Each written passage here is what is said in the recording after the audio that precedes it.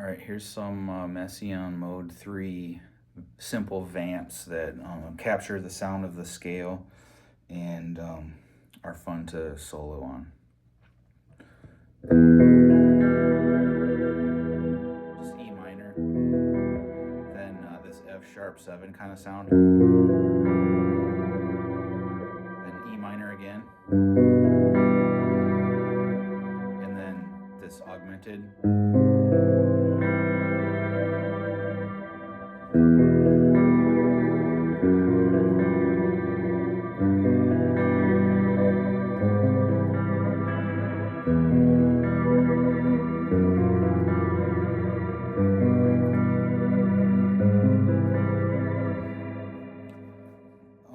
Here's kind of a thing that's sort of the same colors but applied a little differently. So I have just like an E minor triad here, and then it's kind of a stretch, but your hand can do it.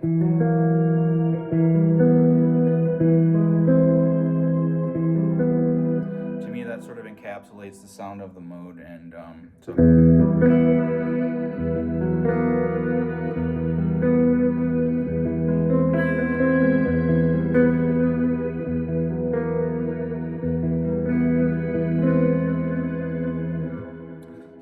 I recorded that as a little vamp to solo on in my looper, and I'm gonna take a few passes on that at the end of this. But first, let's go over some of those Messiaen Mode 3 patterns.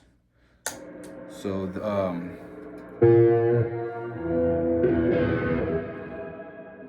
these ones I consider kind of starter patterns. There's another level up from this that's a little more sophisticated that uses more like harmonic shapes within the scale. This one kind of just is like to help you get the patterns of the fingerings under your hands, and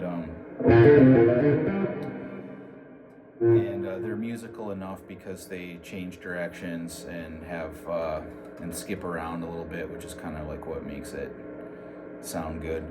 So anyway, yeah, here we go. This is like a 5-note. And that just repeats all the way through the scale.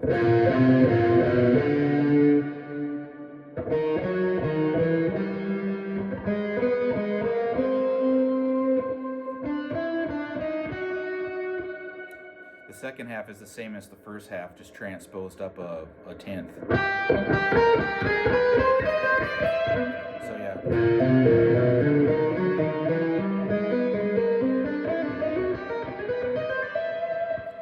You can also do a 6-note pattern, very similar, but it goes. So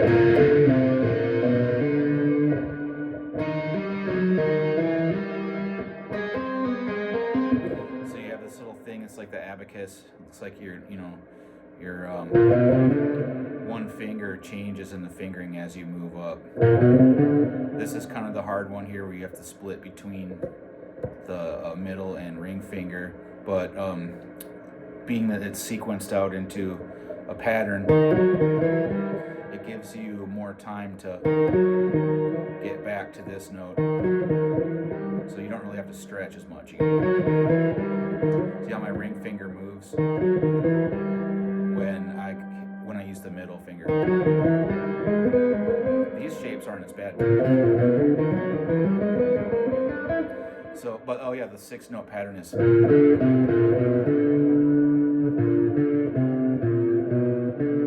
All the way up.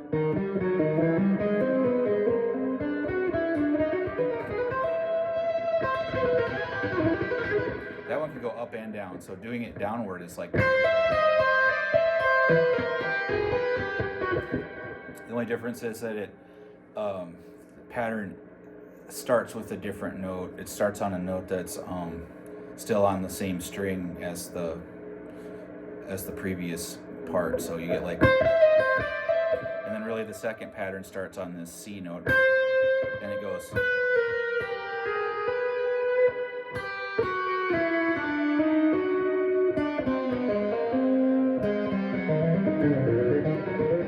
you go up and down with it.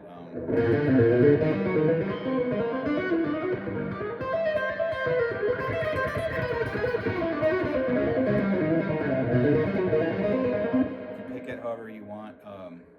Like I was saying, to omit some of the downstrokes that are on the downbeats, and then if you want to get it like a jazzy swinging. There's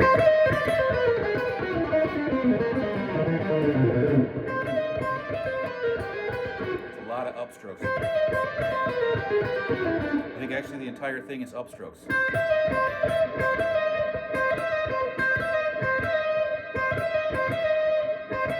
Yeah, sorry.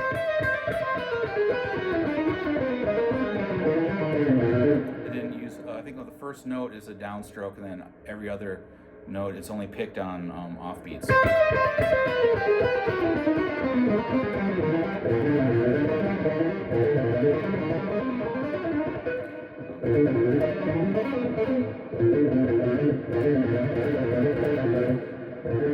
guess I like to sort of pick the first two notes and see the fourth note or fifth note. It doesn't matter though.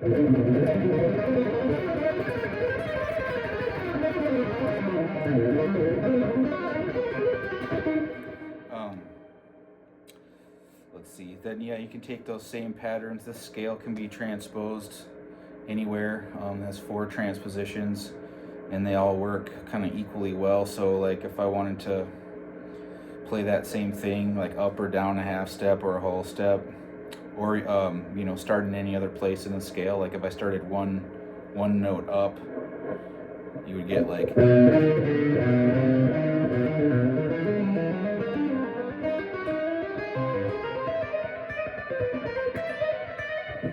play it like freestyle though. I don't necessarily stick to these patterns. They you know, there's just so many ways to variate them and stuff, but like I don't know, try to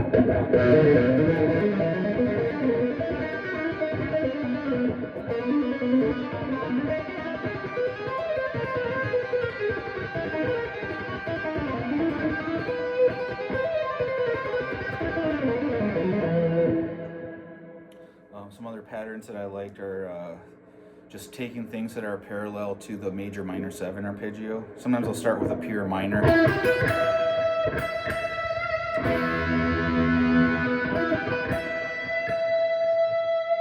And then go to minor major 7.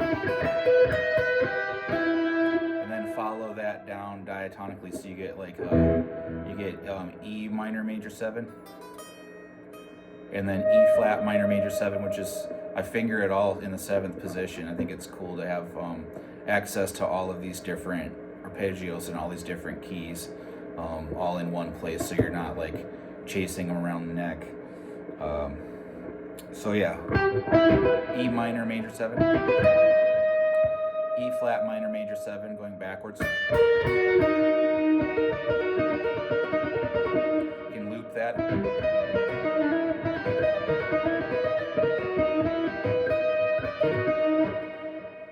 Then I add this third shape, which is like a whole step and 2 major thirds. It's kind of a whole tone sounding thing, but this is the next shape.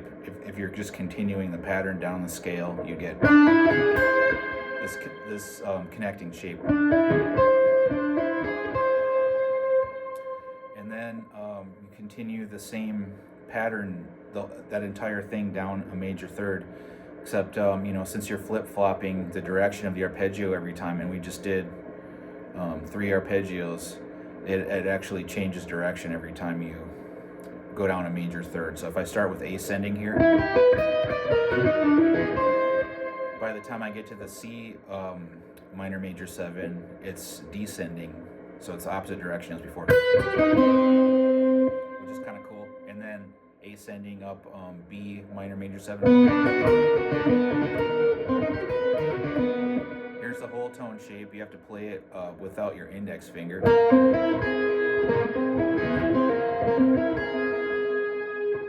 But then you have A flat minor major 7, fingered without the pinky. Then G minor major 7, and then the whole step in 2 major thirds shape looks like this.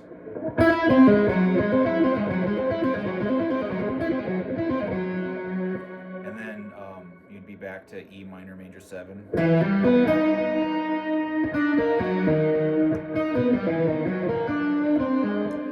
So yeah, you have to, whether you start at ascending or descending, that determines the whole rest of the pattern, how it's going to fall. So yeah, I guess. So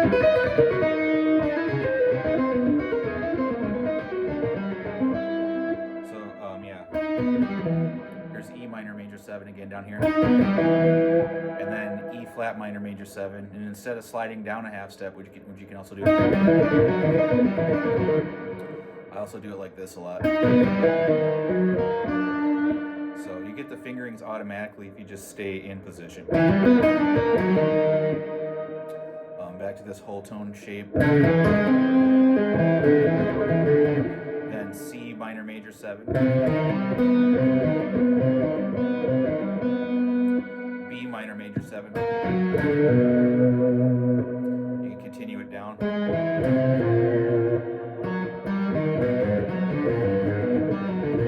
If you're moving along one string, say the low E, it looks like this.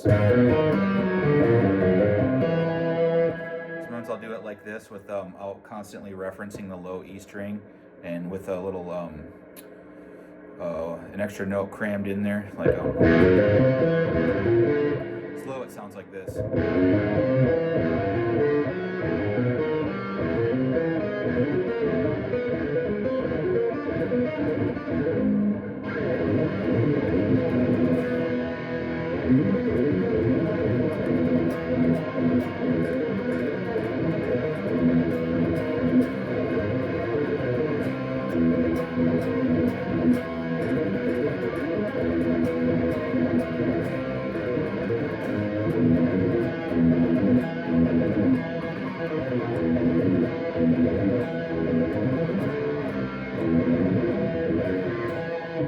These are kind of like the chords from the beginning.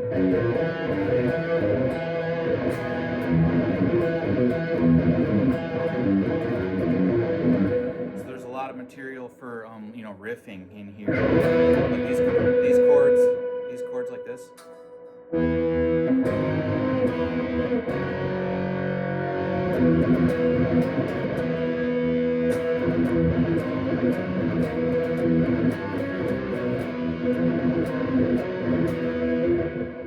And then they're repeated every major third, so you could have,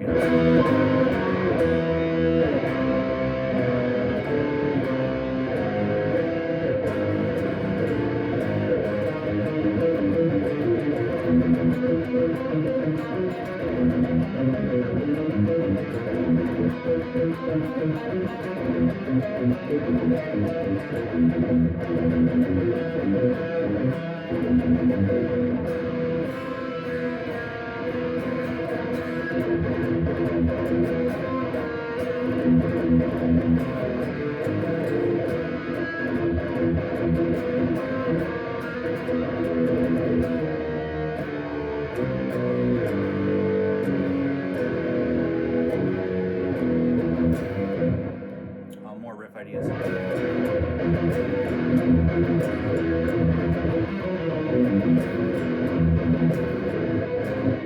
All major thirds.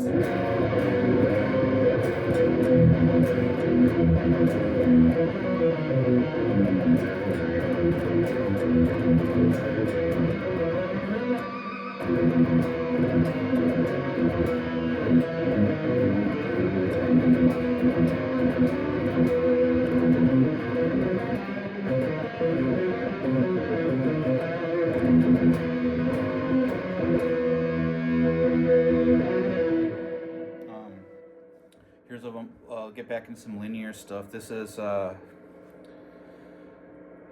going from just an E minor triad and then using plain augmented triads from the scale, and also I'm going to combine it with this rhythmic concept, which is that you take like your you have a 16th note rhythm, 16th or 8th notes or whatever, and you it's going to be three notes in one space, like one rest, and then the rest is like moving around in the within the beat. So every time you play it, you come up with a different rhythm. So like, first one, like you could go 3 notes and 1 rest. Or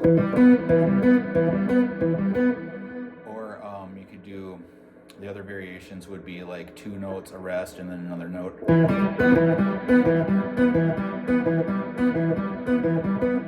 Or let's see, 1 note, a rest, and then 2 notes. And then the last one would be a rest and then 3 notes. So the first, you'd have like, if I'm foot tapping is the 1. So combining that together, you can come up with a line like,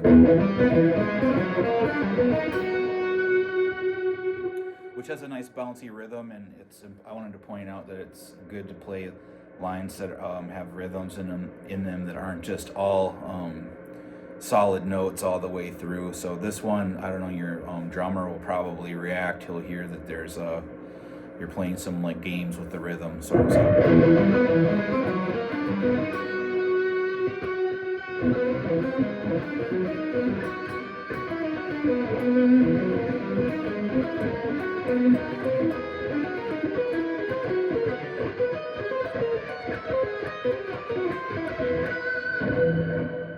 always, returning to E minor. But so that's kind of a cool thing you can superimpose over just a minor chord.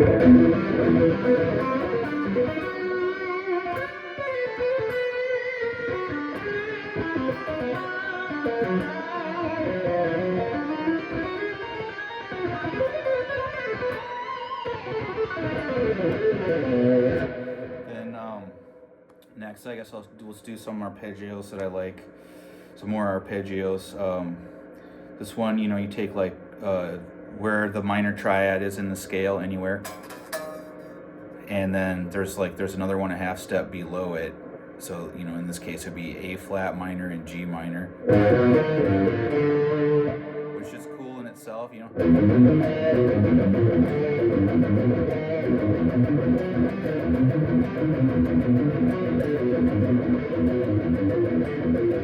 There's just tons of riffs, in this scale that are cool. But in this case, what I'm going to do is take the second triad and move it up an octave, and then you get this shape. So there's a G minor triad. I'll reference the low E a lot.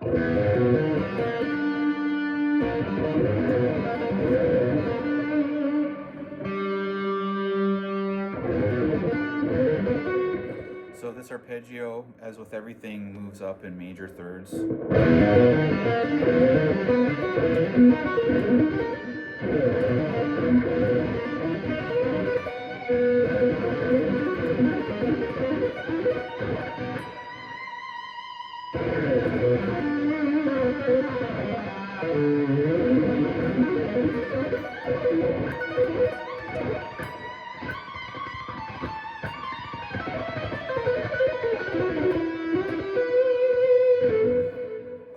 Also move up in minor sixth, obviously. So if you skip over the first major third up and keep going. So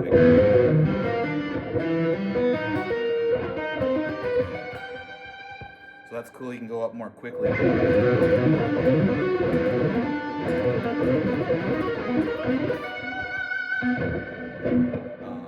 Like this.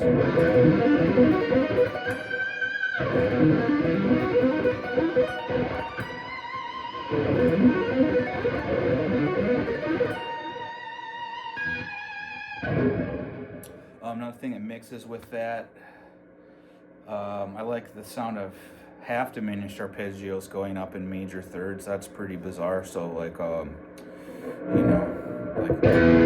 starting with a low E, and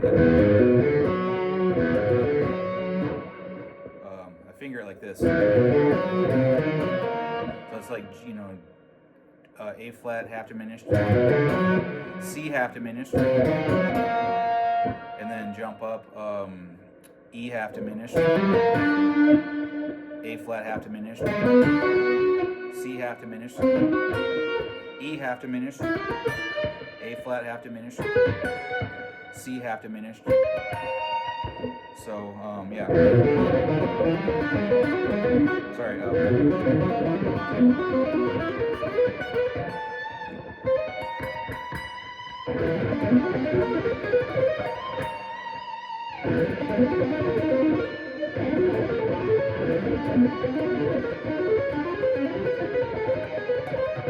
There I was doing a thing where you know, you can freely transpose this scale, so there's nothing to stop you from going like so I got up to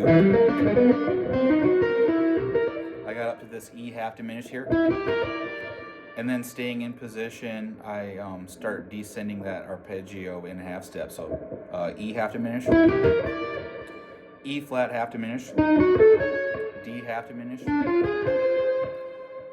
C sharp half diminished. Maybe I'll just go keep ascending up in major thirds from the C sharp. Why not?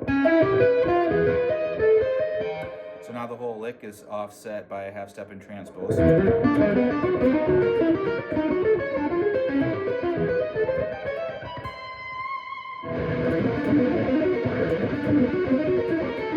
Damn it.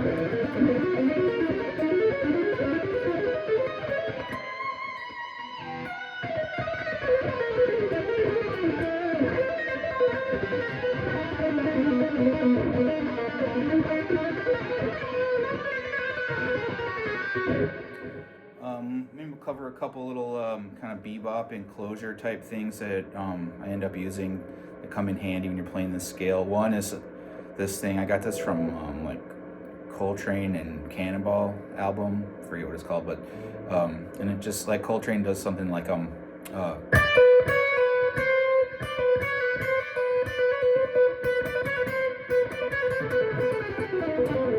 that's handy.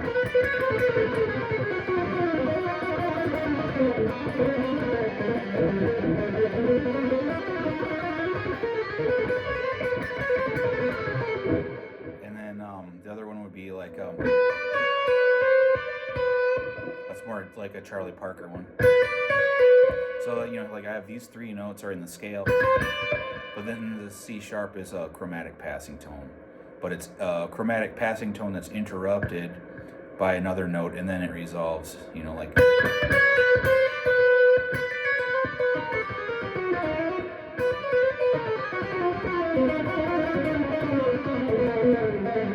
So there's a little opportunity to, you know, insert some jazz into your Messiaen mode 3. Let's see if there's anything else before, and then there always is. Oh yes, of course. So here's a couple more cool shapes. I showed these one in another video, but you get like F sharp, C, E, and B.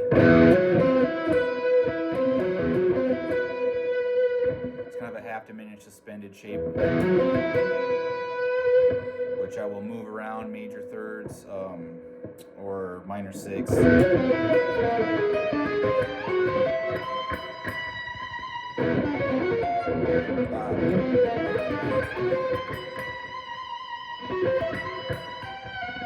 That's another really jazzy shape, you know. So, but if I was to take that up in minor sixth, you might get something like this.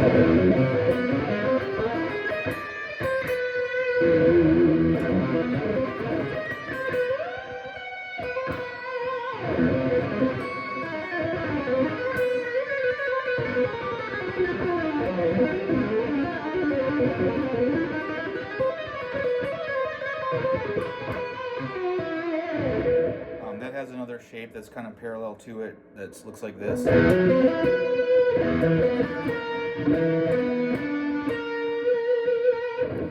you know, maybe a little riff you could do like a...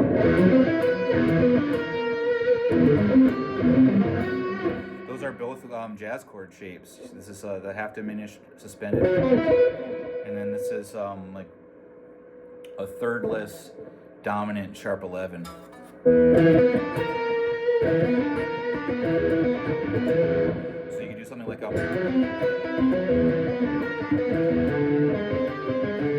Everything moves down in major thirds, so I'm taking both voicings and transposing the whole thing down on my major third.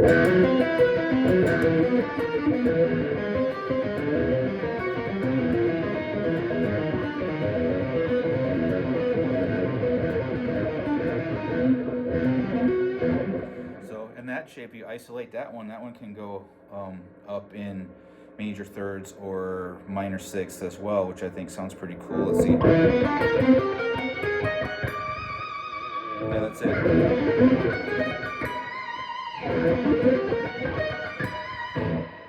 So already you have like quite a few things that you can just mix and match together.